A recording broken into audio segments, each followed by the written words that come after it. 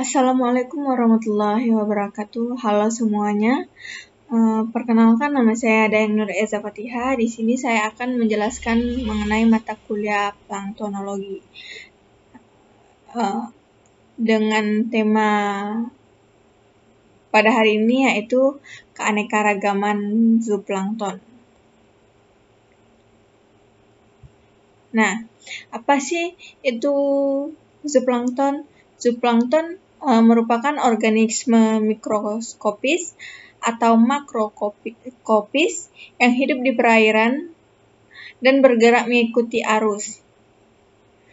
Mereka merupakan bagian dari kelompok plankton dan memainkan peran penting di dalam rantai makanan akuatik.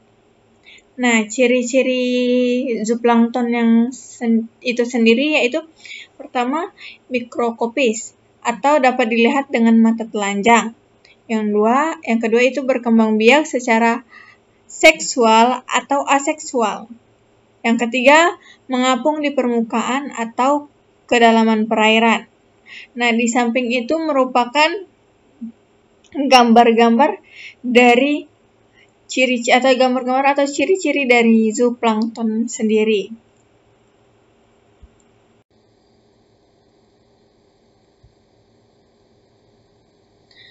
Peran zooplankton dalam ekosistem. Yang pertama itu sebagai makanan.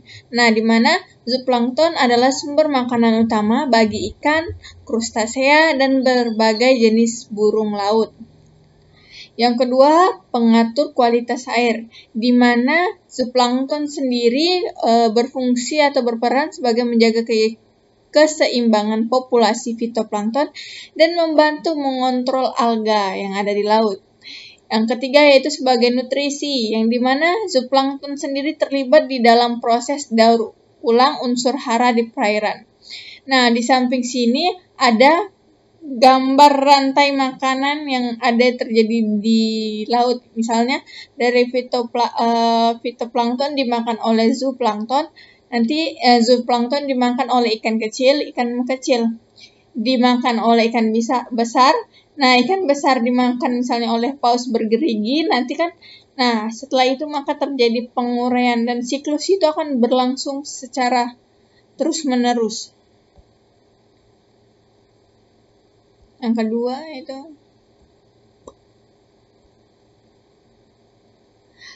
jenis-jenis zooplankton.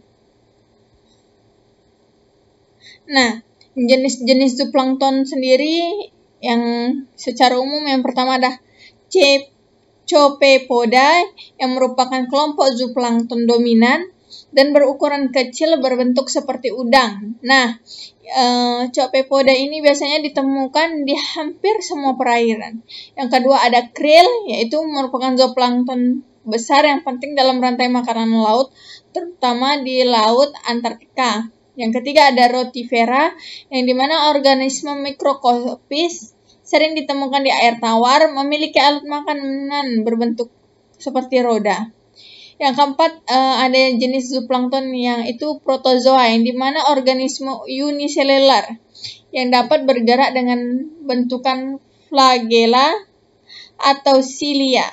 Nah, protozoa sendiri termasuk dalam zooplankton kecil yang penting bagi ekosistem perairan.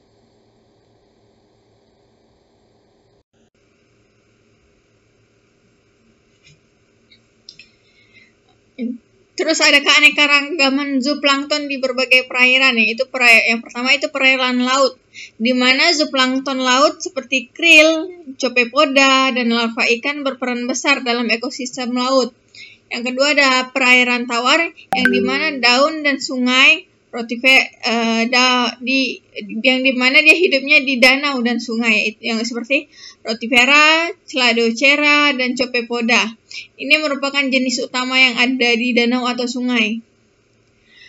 Yang ketiga ada di perairan estuari, yaitu tempat pertemuan air tawar dan air laut, yang memiliki keanekaragaman zooplankton yang tinggi dan dinamis. Nah, faktor-faktor yang mempengaruhi keanekaragaman zooplankton yang pertama ialah salinitas, pH, suhu, dan kandungan oksigen terlarut yang mempengaruhi distribusi dan jumlah zooplankton. Yang kedua, ada musim dan suhu yang mempengaruhi kelimpahan spesies dan dominan. Yang ketiga, ada ketersediaan fitoplankton sebagai makanan utama dari zooplankton. Nah, dari yang telah saya sampaikan tadi, dapat disimpulkan bahwa zooplankton memiliki peran yang sangat penting dalam ekosistem perairan, baik sebagai produsen primer maupun sebagai sumber makanan bagi organisme yang lebih besar. Nah, keanekaragaman jenis zooplankton ini dipengaruhi oleh faktor-faktor lingkungan seperti suhu, salinitas, dan kualitas air.